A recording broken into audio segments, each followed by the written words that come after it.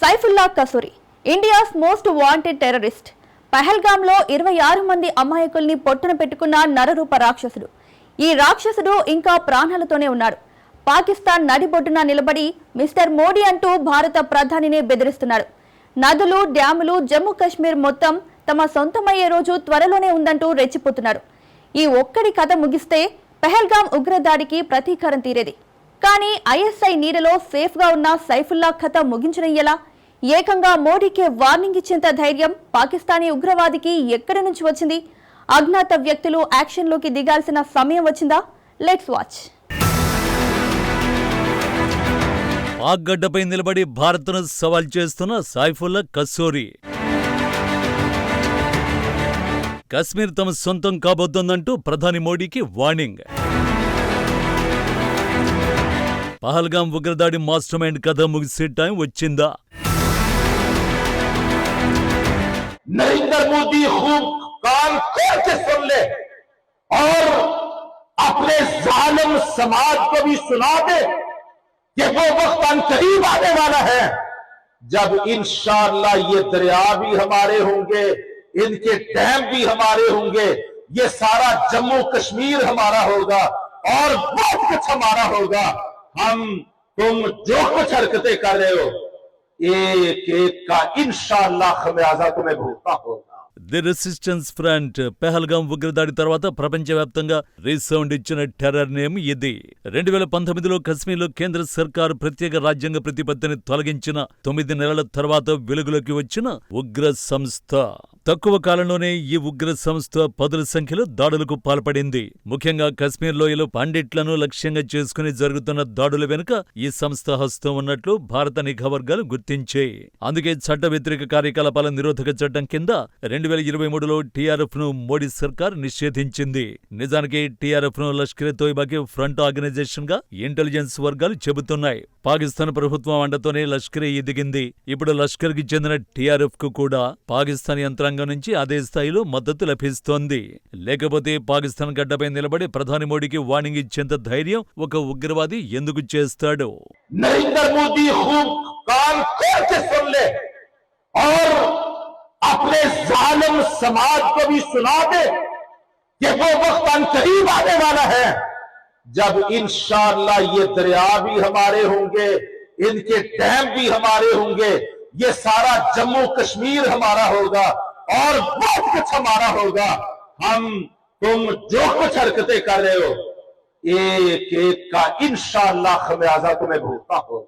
నరేంద్ర మోడీ జాగ్రత్తగా విను. మీ నదులు, డ్యాములు, జమ్మూ కాశ్మీర్ మొత్తం మా వశమయ్యే రోజులు దగ్గరలోనే ఉన్నాయి. మీ చర్యలకు తీవ్ర పరిణామాలు ఎదుర్కొంటారు. పాకిస్తాన్ను, ప్రజలను ఎలా కాపాడుకోవాలో, శత్రువులను ఎలా శిక్షించాలో మాకు తెలుసు.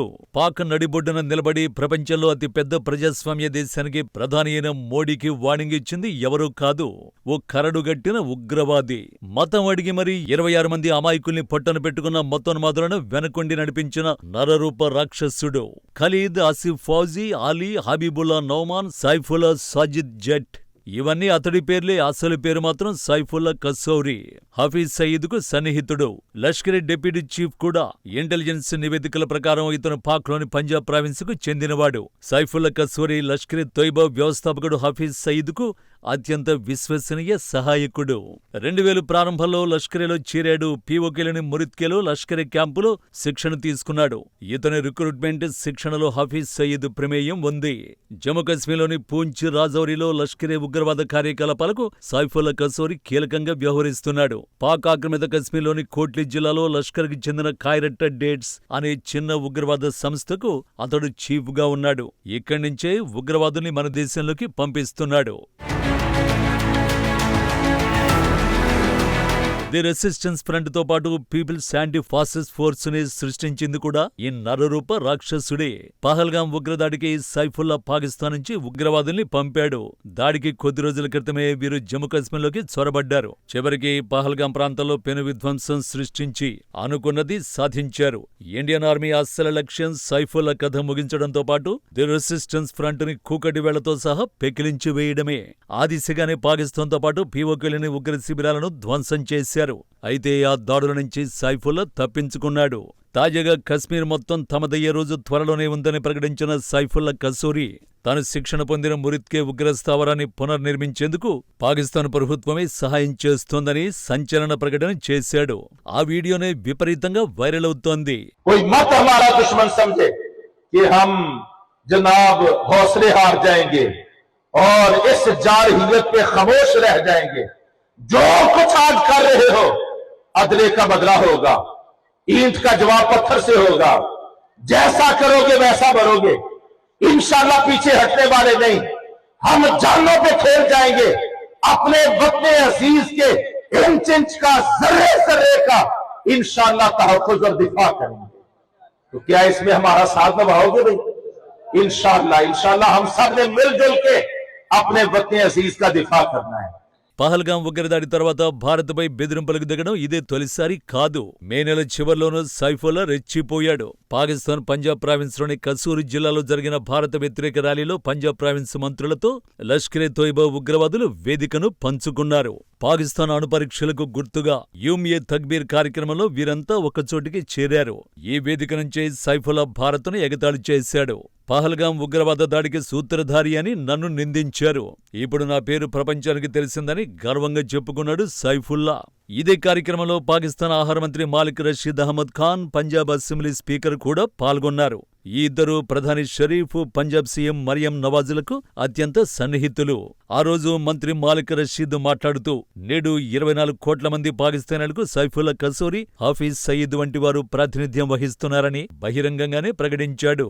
విచిత్రం ఏంటంటే ఒక ఉగ్రవాది పాకిస్తాన్ నడిబొడ్డున నిలబడి భారత ప్రధాని మోడీపై బెదిరింపులకు దిగుతున్న షరీఫ్ సర్కారు పట్టించుకోకపోవడం. ఇందులో పెద్దగా ఆశ్చర్యం లేదు. ఎందుకంటే ఉగ్రవాదాన్ని ముందుండి నడిపిస్తోంది, భారత్లో రక్తపాతం సృష్టించమని ఎగదోస్తుంది ఇస్లామాబాదే కాబట్టి. కానీ ది రెసిస్టెంట్ ఫ్రంట్ ను అంతర్జాతీయ ఉగ్రవాద సంస్థగా గుర్తించిన అమెరికా కూడా దీనిపై రియాక్ట్ అవ్వకపోవడమే ఇక్కడ అస్సలు పాయింట్. ఉగ్రవాదాన్ని అస్సలు సహించనని చెప్పుకునే డొనాల్డ్ ట్రంప్ తన స్వలాభాల కోసం పాకిస్తాన్ కు గుడ్డిగా మద్దతునిస్తూ సైఫుల్లా కసూరి వంటి రాక్షసుల్ని చూసి చూడనట్టు వదిలేస్తున్నాడు. పైగా ఉగ్రవాదంపై పోరులో పాకిస్తాన్ మద్దతు అమోఘమంటూ షరీఫ్ ప్రభుత్వంపై ప్రశంసలు కురిపిస్తున్నాడు. ట్రంప్ మాత్రమే కాదు, అమెరికా సైనికాధికారులు అది చేస్తున్నారు. ఇదంతా భారత్పై వ్యతిరేకతతో చేస్తుంది. పైగా పాకిస్తాన్తో వ్యాపార లావాదేవీలు కూడా డొనాల్డ్ ట్రంప్ కళ్లకు ఉగ్రవాదుల్ని కనిపించకుండా చేస్తున్నాయి. కాబట్టి సైఫుల్లా కసూరి వంటి నరరూప రాక్షసుల విషయంలో మన ప్రభుత్వమే రంగంలోకి దిగాలి. అది కూడా ఏమాత్రం ఆలస్యం చెయ్యకుండా. Target clear. 26 మంది అమాయకుల ప్రాణాలు బలి తీసుకున్న నరరూప రాక్షసుడు ఐఎస్ఐ నీడలో జాలీగా ఉన్నాడు.